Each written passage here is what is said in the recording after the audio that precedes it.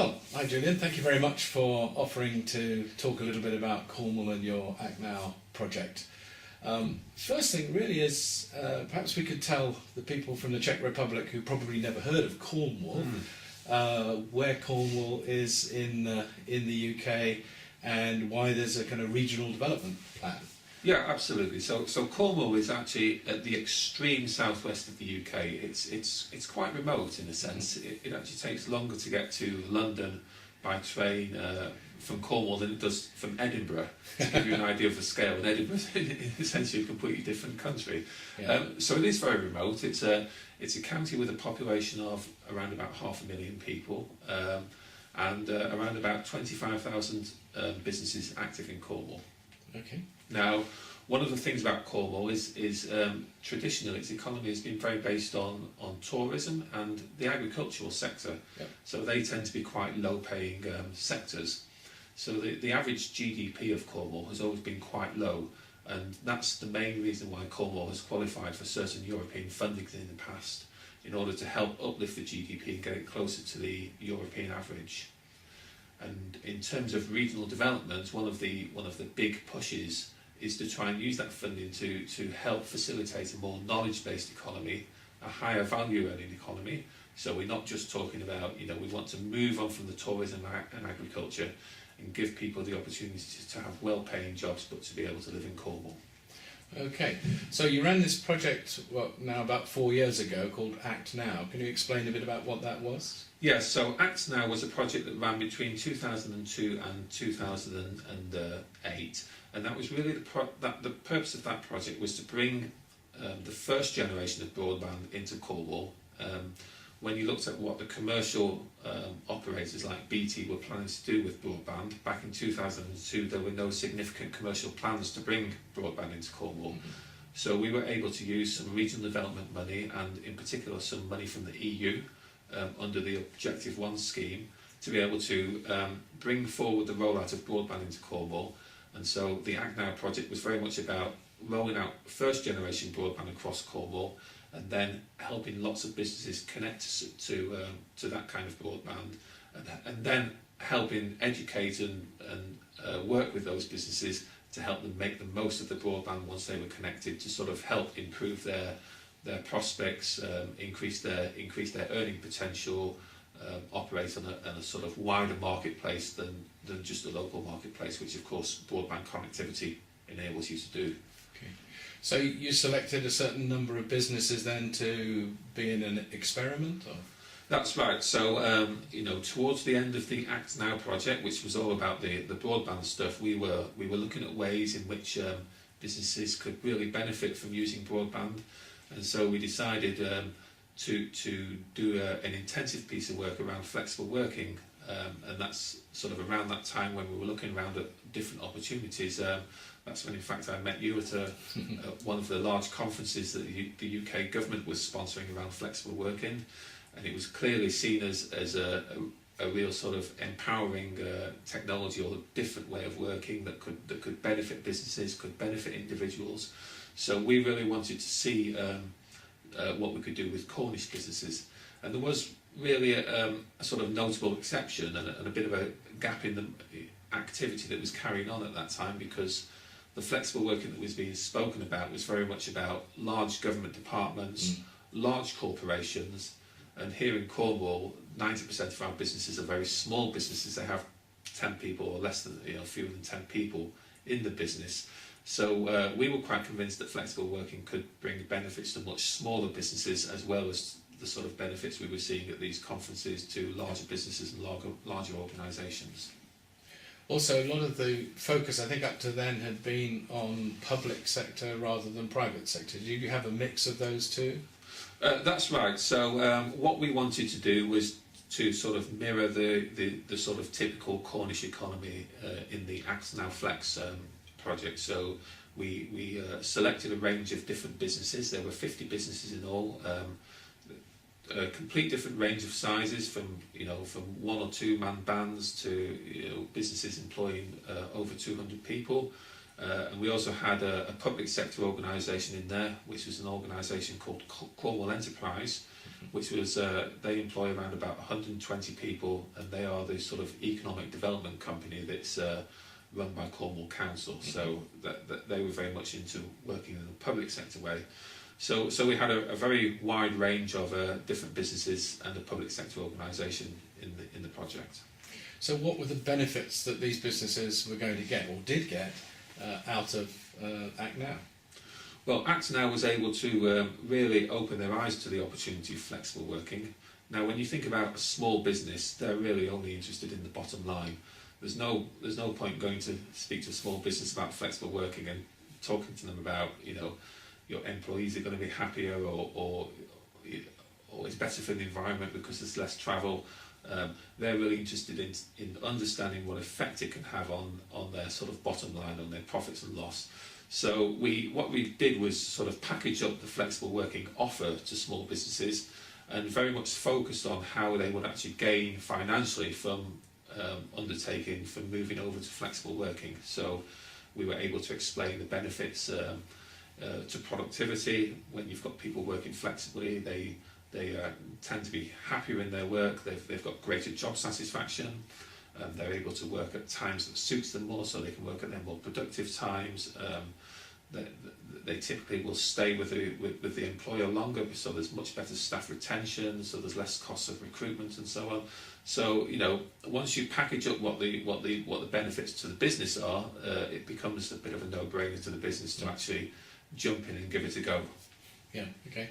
So did those businesses get the benefits that you were proposing to them? Yes, they did. What we did was we recruited 50 businesses, and we collected, with the help of yourself, we collected some really useful baseline data about how the business was operating, and then went back at least 6 to 12 months later to go back and see what sort of impact the flexible working had on them. And unquestionably, across all businesses that were participating, there had been productivity benefits had been seen, and as well as the employee benefits. So people were happier in their work, people were producing more. So there were general benefits across all the businesses, but there were also some very specific benefits to some of the businesses.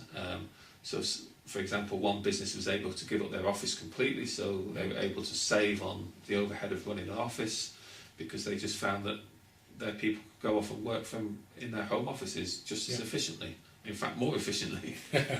Yeah. So was teleworking a major part of this? Because you talked about flexible working in general. Was there a lot of home working, or was it just shifting of hours? There was a lot of home working. So the way we define flexible working was we would say flexible working is really any shift in the location that the work is done, or any shift in the time that the work is typically done. And we were seeing an awful lot of flexible home-based working or teleworking. That was probably the most common form of flexible working that we saw in this project. Just having the broadband facilities there to be able to access the data remotely from a home office, or in fact out and about on the move for some travelling salespeople and so on. Just having access to that data as if they were sitting in the main office, opened up a whole load of opportunities to these businesses. Okay, so you've talked a bit about the benefits to the businesses. How about benefits to the employees, the individuals involved? Presumably they also benefited as well. Well, there were huge benefits to the individuals. Just seeing how much people's job satisfaction increased, and when someone's much happier in their work, they're going to be a more productive worker. They're going to do a much better job. They're feeling much more connected to the business. So seeing those increases in people's job satisfaction, and that in turn results in much better staff retention for the companies and so on. And it's quite interesting really, because one of the big challenges around flexible working is around the management angle, and how do you manage somebody who is not in the office all the time. And this whole idea of having to manage someone by output rather than time served at the office. And one of the consequences of that, I think, is the fact that if someone's being managed by output, it means that they need to understand what their outputs are, And as a result of that, they sort of get a much better understanding as to what their role is within the business. Yeah. They start to understand, what part they play in the bigger picture. And I think that has a big impact on someone's job satisfaction. They're not just seeing themselves, well, they do see themselves as a cog in the whole machine, but they understand how important the work they do actually is. They can see the bigger business picture. Absolutely, yeah. And then of course, if someone's being, if they're sort of working to key business targets and they are being managed by outputs, then naturally they will tend to focus on delivering those results. So they become much more results focused. Yeah. So the quality of the work and the importance of their work that they're doing on a day-to-day basis has a much greater focus towards the final business needs. So it naturally makes them much more productive. Okay, great. So that's what you saw immediately when you had the companies and you were studying them, but we're now 4 years later. Do you think that has lasted, or was it a bit of a temporary effect? No, it has absolutely lasted. We're now running a project called SuperFast Cornwall, and we're rolling out a SuperFast broadband network, so a fibre optic based broadband network across Cornwall. We've done about 60% of Cornwall now, and we've got around about 3,000 businesses connected to SuperFast broadband. And some of the key uses that we're seeing of businesses connecting to SuperFast broadband is around flexible working. So people are using flexible working more and more. So to give you an example, cloud computing, where your information and your data is actually held out there in the internet rather than on your office-based server, is becoming something that's a really important use of SuperFast broadband networks. So more businesses are moving towards cloud-based computing solutions. Mm-hmm. And one of the things that a cloud-based computing solution does, apart from the other benefits of taking away the headache of maintaining your own server, worrying about the security of it, updating the software and all those sorts of IT things, it takes away all those overheads and headaches. But cloud computing also gives you access to your data wherever you are, as long as you've got an internet connection. So we're seeing businesses that are shifting across a lot of their systems, a lot of their business processes into the cloud.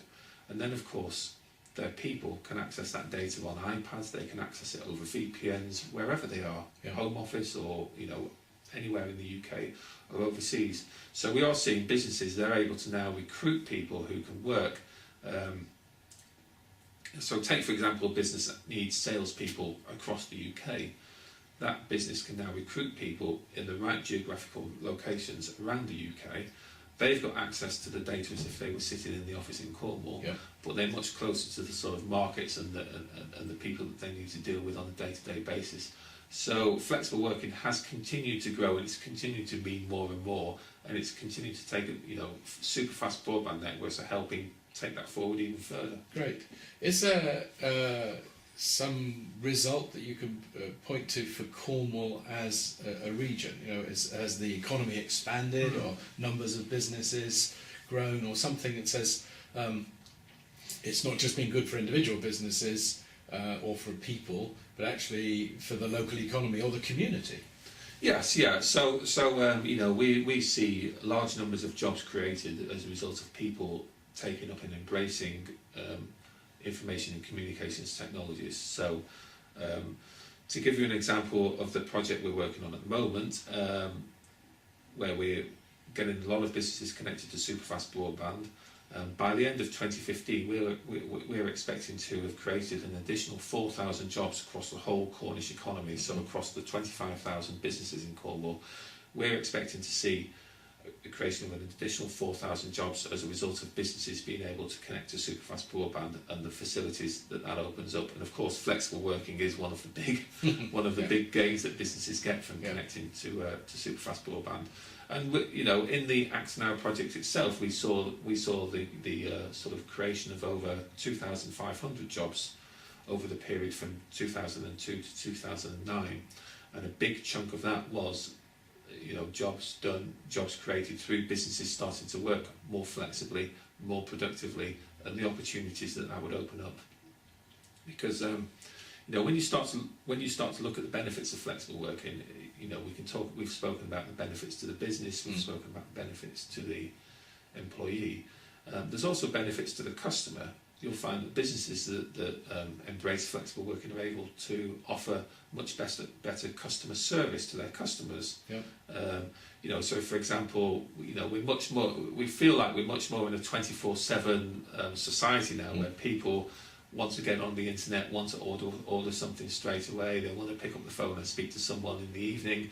And flexible working opens up those sorts of opportunities, because there will always be, in an organisation with say 10 or 20 people, there will always be someone who prefers to work in the evening, or there will always be someone who actually quite likes to work at the weekend. Yeah, and presumably now some Cornish businesses can address customers worldwide, people who are in different time zones maybe. Are there any examples of Cornish-based businesses now selling their product across the world, whereas before they were restricted just to this part of the UK or just to this country?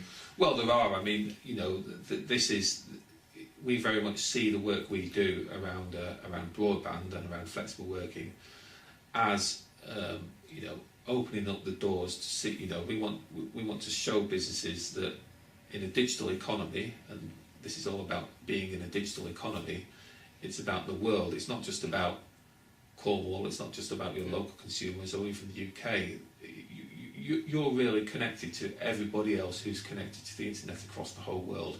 And some businesses, it does take quite a change in mindset to see your internet connection in that way, because most businesses are used to working with people locally, and in fact most consumers themselves are still in the mindset where they'd rather buy something locally or nationally rather than from across the world. But when you go onto eBay now and you find something to buy, the chances are you're buying it from another country a lot of the time. Yes. These things come up, so it really is truly a global marketplace. And there's plenty of examples of businesses in Cornwall that are starting to move out and sell across the world as a result of the connectivity. Okay. So any final comments or advice for somebody in the Czech Republic who is now doing something similar in terms of trying to help their local economy, help businesses or employers of all sorts in the Czech Republic to adopt broadband technologies and adopt more flexible remote working? Well, yes. I mean, I'd give a few words of advice. I'd say that with when dealing with businesses, that they're not generally speaking interested in how much fuel they're saving and how the green issues or the issues of employee welfare.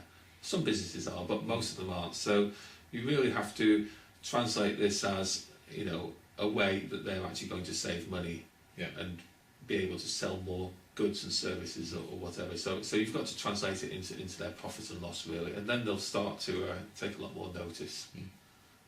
Well, that's been great. Thank you very much, Julian. You're welcome. And good luck with SuperFast broadband for Cornwall. Oh, and good luck to the Czech Republic with their flexible working work. Thank you very much.